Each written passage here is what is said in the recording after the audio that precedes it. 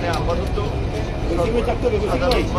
সাধারণ মানুষের সংরক্ষিত করা হয়েছে তাদের তথ্য প্রমাণ সংগ্রহের বাংলাদেশের হৃৎপিণ্ড হিসেবে খ্যাত সচিবালয় এই ধরনের একটা মর্মান্তিক দুর্ঘটনা ঘটে গেল। এমনিতে কোনো দুর্ঘটনা নাকি কোনো শ্রেষ্ঠ ষড়যন্ত্র, সেই বিষয়টি খতিয়ে দেখতে হবে। আমরা অনেকদিন ধরেই দেখছি যে এই সরকার দায়িত্ব নেওয়ার পর থেকেই দেশকে অস্থিতিশীল করার জন্য এবং সাম্প্রতিক সময়ে সরকারকে ব্যর্থ করার জন্য নানান ধরনের তৎপরতা লক্ষ্য করা যাচ্ছে। সচিবালয় আগুন এবং আগুনের যে ধরন আসলে যেগুলো আমরা ভিতরে গিয়ে দেখলাম,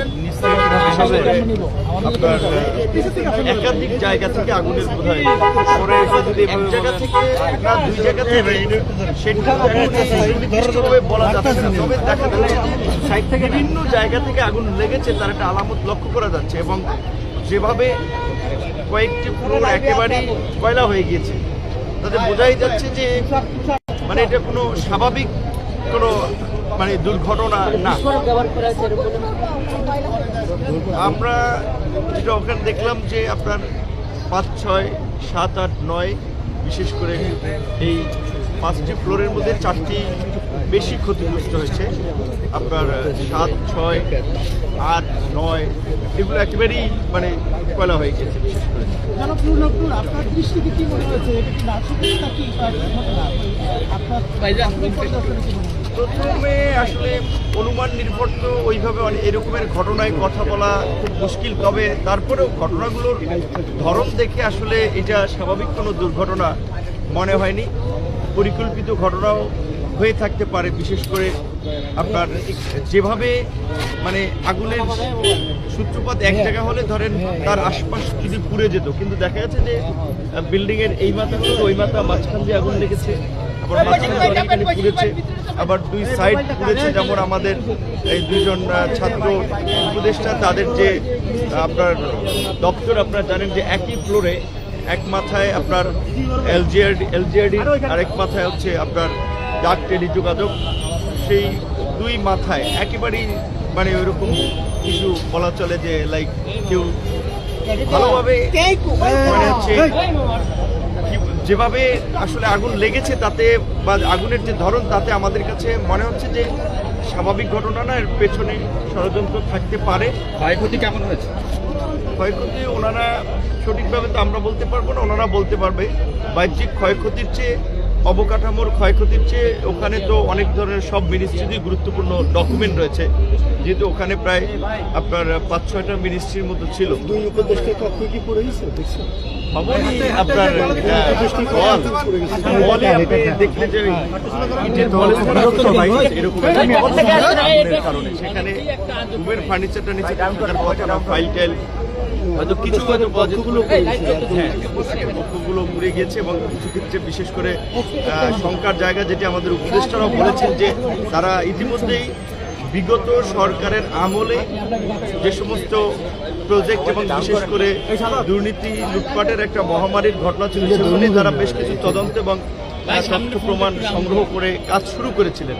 তো দেখা যাচ্ছে সেগুলো প্লাস হচ্ছে বর্তমান সরকারেরও এই অল্প সময়ে নেওয়া গুরুত্বপূর্ণ সিদ্ধান্ত এবং কাজ, সেগুলোর যদি আপনার এই গুরুত্বপূর্ণ ডকুমেন্ট নথিপত্র, এটাই হচ্ছে বড় ক্ষতি। কারণ বিল্ডিং একটা নষ্ট হলো, বিল্ডিং একটা করতে পারবে, বিল্ডিংয়ে আর কয় টাকা যাবে, যেই গুরুত্বপূর্ণ নথিগুলো আপনার এইভাবে পুড়ে গেছে সেগুলো তো আর ফেরত পাওয়া যাবে না। এবং এই ঘটনা কিন্তু আমাদেরকে আরও একটা, আমি মনে করি আমাদের সামনে একটা চোখ খুলে দিয়েছে এবং আমাদের একটা শিক্ষণীয় বিষয় হচ্ছে যে এই ফাইলগুলো আমরা যেভাবে আপনার অ্যানালগ পদ্ধতিতে হ্যান্ডেল করি, এখন এই ফাইলগুলোকে সম্পূর্ণ বিশেষ করে সরকারি এবং গুরুত্বপূর্ণ নথিগুলোর ডিজিটালাইজ করা এখন সময়ের দাবি। সচিবালয়ে ফাইলের স্তূপ, কাগজের স্তূপ থাকা উচিত না। এখন অবশ্যই যেটা আপনার জেলা উপজেলা থেকে আসবে কিংবা কেউ একটা দরখাস্ত দেবে সেটার একটা আপনার হার্ড কপি থাকতে পারে। একই সাথে সাথে আমি মনে করি এখন এগুলো ডিজিটালাইজ করা দরকার এবং ডিজিটাল যদি ডকুমেন্ট থাকতো তাহলে হয়তো ধরেন ডিজিটাল ডকুমেন্টস কোনো না কোনোভাবে একটা সার্ভারে এটা থাকতো। আইনশৃঙ্খলা পরিস্থিতি নিয়ে কি বলবেন? যে এখানে কয়েক হাজার কোটি টাকার দুর্নীতির তদন্ত তারা করছিল, সেই বিষয়টা কি না, আপনার? স্বাভাবিকভাবে এখানে তো যেহেতু একাধিক মিনিস্ট্রি ছিল এবং বর্তমান এই সরকারের তো একটা অগ্রাধিকার, যেটা আমরাও বলেছি যে বিগত 16 বছরে যে দুর্নীতি এবং লুটপাট হয়েছে সেগুলো তো ইতিমধ্যেই বের হয়ে আসছে এবং সেটা নিয়ে তো সরকার কাজ করছে এবং আমরা অভ্যন্তরীণভাবে আলাপ আলোচনায় এবং পাবলিকলিও আমরা বলেছি, বিশেষ করে বিভিন্ন উপদেষ্টার সাথে যখন আমাদের ব্যক্তিগত বা আলাপ হয় সেখানে আমরা বলেছি যে আপনারা অন্তত গত 16 বছরে প্রত্যেকটা মন্ত্রণালয় ওয়াইজ কিভাবে দুর্নীতি এবং লুটপাট হয়েছে তার একটা শ্বেতপত্র, তার একটা ডকুমেন্ট আপনারা জাতির সামনে প্রকাশ করেন। সিপিডি সামগ্রিকভাবে একটা অর্থনীতির খাতের যে শ্বেতপত্র, দুর্নীতির শ্বেতপত্র, সেটা প্রকাশ করেছে, কিন্তু মন্ত্রণালয়গুলো যদি সুনির্দিষ্টভাবে তাদের মিনিস্ট্রি ধরে কাজ করে তাহলে কিন্তু সেটা আরো ব্যাপক আকারে তারা বের করে আনতে পারবে। এবং সেই ক্ষেত্রে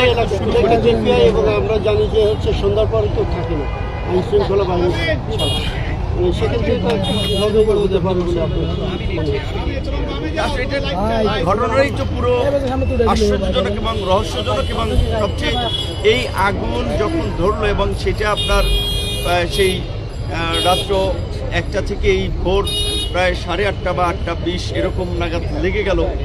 এটাও তো আমাদের আপনার বিশেষ করে একটা মানে চোখে আঙুল দিয়ে দেখিয়েছে আমাদের সিস্টেম কত দুর্বল। দেখেন ফায়ার সিস্টেমও কত দুর্বল। সচিবালয়ের মতো জায়গার আগুন নেভাতে যদি এত ঘন্টা লাগে, এইখানে ফায়ার সার্ভিস ছুটি থাকলেও এখানে তাদের তো আধুনিক প্রযুক্তি ব্যবহার করা উচিত এবং সচিবালয়কে যদি মুহূর্তের মধ্যে 2-1 ঘন্টার মধ্যে যদি পরিস্থিতি নিয়ন্ত্রণ করতে না পারে তাহলে তো এটা তাদের যে দুর্বলতা, তারা যে এখনো অ্যানালগ সিস্টেমে পড়ে আছে এটা তার প্রমাণ। তো আশা করি সরকার এই ঘটনা থেকে বিশেষ করে শিক্ষা নিয়ে আপনার আমাদের নথিপত্রগুলোকে ডিজিটালাইজ করা এবং ফায়ার সার্ভিসকে মানদাতার আমলের যন্ত্রপাতি ব্যবহার থেকে কিভাবে আধুনিক যন্ত্রপাতিতে নিয়ে আসা যায় এবং আরও প্রশিক্ষিত করা যায় সেই দিকে নজর দেবেন এবং এই ঘটনার অতি দ্রুত একটা সঠিক এবং স্বচ্ছ তদন্ত জাতির সামনে উপস্থাপন করবেন। আমরা তদন্তের নামে যেন কোনো কালক্ষেপণ না হয় এবং তদন্ত যেন আবার সেই ঝুলে না থাকে আমলাতন্ত্রের ফাইলের মতো।